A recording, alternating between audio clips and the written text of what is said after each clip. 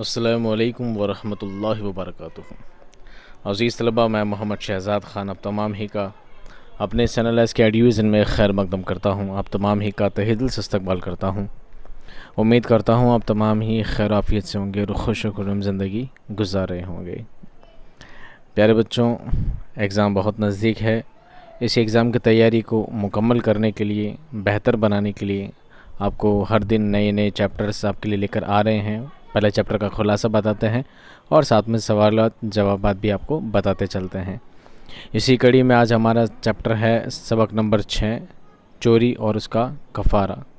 गांधी जी का सबक है। गांधी जी ने बचपन में चोरी की थी, क्या की थी, क्यों की थी, कितनी की थी, कैसे की थी, सभी बातें आपको इस चैप्टर में ऑलरेडी मैं पढ़ा चुका हूँ।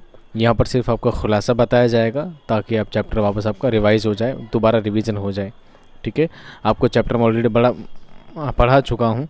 आप प्लेलिस्ट में जाके पूरा चैप्टर पढ़ सकते हैं। अगर आपने पढ़ लिया है तो अच्छी बात है, नहीं पढ़ा है तो आप जाकर पढ़ लें। उसके बाद ही अगर आप सवाल जवाब को देखेंगे तो आपके लिए बेहतर होगा। चलिए बातों का सिलसिला ख़त्म करते हैं, आगे बढ़ते हैं हम सबक की जानिब। सबक चोरी और उसका कफ़ारा का खुलासा। चोरी और उसका कफ़ारा महात्मा गांधी की आप बीती है, जिसे सैयद आबिद हुसैन ने उर्दू तर्जुमा किया है। उनकी इस तर्जुमे की ये खूबी है कि इस तर्जुमे उस पर तर्जुमा होने का गुमान बहुत कम होता है। यानी ऐसा लगता नहीं कि इसका तर्जुमा किया गया है, ट्रांसलेशन किया गया है। ऐसा लगता है कि चीज़ ऐसे ही लिखी गई है, इसी ज़बान में लिखी गई है। आप बीती का ये हिस्सा महात्मा गांधी के जवानी के अदवार को बयान करता है। ये वो दौर था जब मैं अंधेरे से खूब खौफज़दा हुआ करता था। हर वक्त चोरों, भूतों और सांपों का खटका रहता था, यानी हमेशा मुझे डर लगता था। जब मैंने अपने मंझले भाई की एक दोस्त से अपने गहरी दोस्ती के रिश्ते को इस्तवार किया, उसके लिए उन्हें अपने एक और दोस्त को क़ुर्बान भी करना पड़ा। नए दोस्त में बहुत सी खामियां थी, मगर उसकी वफ़ादारी उसकी सबसे बड़ी खूबी थी। बड़े भाई, माँ बाप और बीवी वगैरह के ने अक्सर मुझे उससे दूर रहने के लिए मुतनब्बा किया, मगर मैंने सबको ये कहा कि उसके साथ रहने का मकसद ये है कि उसके किरदार की खामियों को अपनी अच्छाई से बदल सकूं, ना कि मैं ख़ुद उसको उसके रंग में रंगने जा रहा हूं। मैं उसके अतवार दुरुस्त करवाऊंगा कि वो एक अच्छा आदमी बन सके। उससे दोस्ती के बाद मैं तो उसमें बदलाव ना ला पाया, बल्कि ख़ुद मुझे सिगरेट पीने का चस्का पड़ गया। गांधी जी अपने जवानी के दिनों की बात कर रहे हैं कि उनका एक दोस्त, नया नया दोस्त बना था और वो दोस्त अच्छा नहीं था, अच्छी संगत का नहीं था, बुरे तौर तरीक़ों का था। तो घर वाले मना करते थे कि उसके साथ नहीं रहना, अगर तू उसके साथ रहेगा तो तू भी बिगड़ जाएगा, बुरा हो जाएगा। तो मैंने कहा मैं बहुत अच्छा इंसान हूँ और मैं उसके साथ रहकर उसे भी अच्छा बना दूँगा। लेकिन मैं खुद अच्छा नहीं बन सका, बल्कि उसके लक्षण, उसके बुरी संगत मेरे अंदर भी आ गए, उसके रंग रूप मेरे में भी चढ़ गए और मुझे सिगरेट पीने का चस्का लग गया, यानी लत लग गई। अव्वल तो आध पी सिगरेट से ये शौक़ पूरा करते थे, बाद में बाकायदा ख़रीद कर पीने लगे। जब चोरी छुपे ये काम कर के तंग आ गए तो मुनासिब आज़ादी ना होने की वजह से दिल बर्दाश्ता होकर नौबत ख़ुदकुशी तक जा पहुंची। आखिर जहर लाकर जब ख़ुदकुशी की कोशिश की तो मालूम हुआ कि जितना ख़ुदकुशी का इरादा करना आसान है, उतना ही ख़ुदकुशी करना मुश्किल काम है। पहले आधी पी हुई सिगरेट पीते थे, यहाँ उधर जहाँ कहीं भी पड़ी हुई मिल जाती, सड़कों पर इधर उधर चुन चुन के पी लिया करते थे वापस जलाकर। लेकिन धीरे धीरे जब चस्का ज़्यादा बढ़ गया, लत ज़्यादा लग गई, तो उन्होंने ख़रीद कर पीना शुरू किया। अब ख़रीद कर भी पीते थे तो इधर उधर छुप छुप कर पीते थे, आज़ादी से नहीं पी सकते थे, क्योंकि सिगरेट पीना अच्छी बात नहीं है, अच्छी लत नहीं है। चोरी छुप छुप कर पीते थे। उनको लगा ऐसी ज़िंदगी का क्या काम जहाँ सिगरेट भी छुप छुप कर पीनी पड़ती है, इससे अच्छा तो मर जाना बेहतर है। तो उन्होंने ख़ुदकुशी का इरादा कर लिया, मंदिर में गए। और ये बहुत लंबा चौड़ा किस्सा है, जब आपको सब चैप्टर में हम बता चुके हैं। और बाद में पता चला कि ख़ुदकुशी सोचना आसान काम है, लेकिन करना उतना ही मुश्किल है। उसके बाद नौकरों के पैसे चुराना, सिगरेट पीना जैसे मामलात से तो तौबा कर ली, लेकिन एक दिन उससे बड़ी गलती ये हो गई कि अपने गोश्त खाने वाले भाई के बाजूबंद से सोने का एक टुकड़ा चुरा लिया। चोरी का ये जुर्म इतना संगीन था कि ज़मीर उसके बोझ तले दबने लगा। वालिद के सामने इस जुर्म का एतराफ़ करने की कोशिश की, मगर हिम्मत ना पड़ती थी। आखिर अपनी गलतियों के कफ़ारे के लिए मुआफ़ी तलब करने और अपनी गलतियों का एतराफ़ करने की ठानी।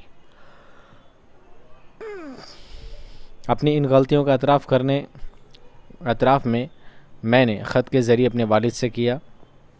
मेरे जुर्म का एतराफ़ पढ़ने के बाद वालिद आँखों से आंसुओं की बरसात जारी हो गई। कुछ देर वो आंखें बंद किए सोचते रहे कि उसके बाद उन्होंने रकाब फाड़ कर फेंक दिया। उसको पढ़ने से कबल वो बैठे थे, मगर उसके बाद वो लेट गए। वालिद की गहरी खामोशी और उनकी आंखों के आंसू ही तब मेरे गुनाहों के लिए सबसे बड़ी सज़ा थे। वालिद का ये तर्ज़ अमल खालिसतन अहिंसा का मिसाल थी। अहिंसा यानी अहिंसा, ठीक है। वालिद की तबीयत से जो रद्द अमल मुतवक्का था, उन्होंने बिल्कुल उसके बरक्स बर्ताव किया। उनके इस अमल से उनकी मेरे लिए मोहब्बत और बढ़ गई। उन्होंने आइंदा ऐसे कामों से बाज रहने का बोला था। यानी उनके वालिद को जब यह बात पता लगी, वो काफ़ी दिन उन्होंने क्या किया, पहले तो पैसे चुराते थे, इधर उधर से चोरी करते थे और सिगरेट पीते थे, बीड़ी पीते थे। पैसे की किल्लत होने लगी तो अपने ही भाई का बाजू बंद लिया, उसका सोने का टुकड़ा बेच दिया। फिर उनको क्या लगा, मैंने बहुत बुरा काम किया, और उनको मन ही मन शर्मिंदगी होने लगी।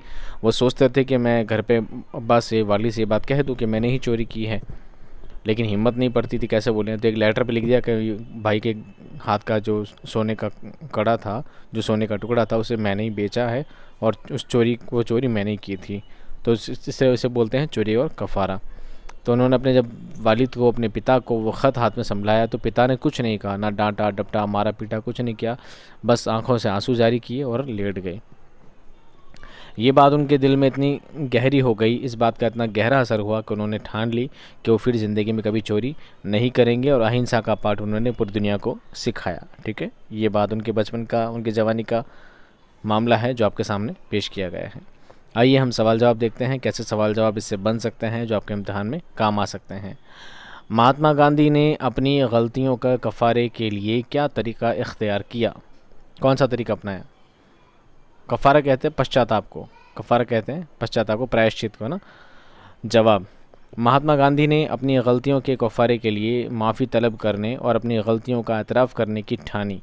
अपनी इन गलतियों का एतराफ़ उन्होंने ख़त के ज़रिए अपने वालिद से किया। वालिद की गहरी खामोशी और उनकी आँखों के आंसू तब महात्मा गांधी के लिए सबसे बड़ी सज़ा थे। उनके लिए बहुत बड़ी सज़ा से बढ़कर कुछ ना थे। उनके वालिद की आंखों के आंसू ही एक तरीके उनके लिए सज़ा थे। अगला सवाल देखिए, इंसान पर बनिस्बत नेकी के बदले का असर जल्दी पड़ता है, बदी का असर जल्दी पड़ता है, ऐसा क्यों? वाज़े की। देखो, दो इंसान हैं, एक इंसान बुरा और एक इंसान अच्छा है। तो बुरा इंसान अच्छे इंसान के साथ रहकर अच्छा कम बन सकता है, लेकिन अच्छा इंसान बुरे के साथ रहकर जल्दी बुरा बन जाता है। ऐसा क्यों होता है? आइए इस बात को हम जानते हैं। जवाब कैसे लिखेंगे? इंसान को खुदा ने एक तरह से कशिश के उसूल पर तख्लीक किया है कि जिस शय, बात या मामले वो अपने लिए ज़्यादा कशिश महसूस करता है, उसकी जानिब ज़्यादा तेज़ी से राग़िब हो जाता है, चला जाता है। जबकि इंसानी फ़ितरत का ये ख़ासा है कि शैतान उसको बदी की चीज़ों को ज़्यादा पुरकशिश बनाकर पेश करता है, तो वो उनकी जानिब ज़्यादा शदोमद से राग़िब होने लगता है। यही वजह है कि इंसान को अक्सर बदी ज़्यादा पुरकशिश महसूस होती है, तो नेकी की निस्बत वो बदी की जानिब ज़्यादा जल्दी मुतवज्जो हो जाता है। अल्लाह ताला ने इंसान को बनाया है कैसा? कशिश की तरफ खिंचता हुआ। जिस चीज़ में उसे कशिश मिलती है, जिस चीज़ से उसे इंटरेस्ट आता है, उस चीज़ की तरफ जल्दी खिंचा चला जाता है। और शैतान क्या करता है? हर बुरी चीज़ को क्या करता है? बहुत ज़्यादा इंटरेस्टिंग बना देता है, और इंसान ऑटोमेटिकली उस कशिश के तरफ, उस खिंचाव की तरफ चला जाता है और जल्दी गुनाह करने लग जाता है। सवाब के, नेकी के काम इंसान कम क्या करता है और बदी की तरफ जल्दी चला जाता है। अल्लाह ताला आपको और हम सभी को नेकी की तरफ माइल होने का हुनर अता फ़रमाए, ऐसा हम पर करम अता फ़रमाए।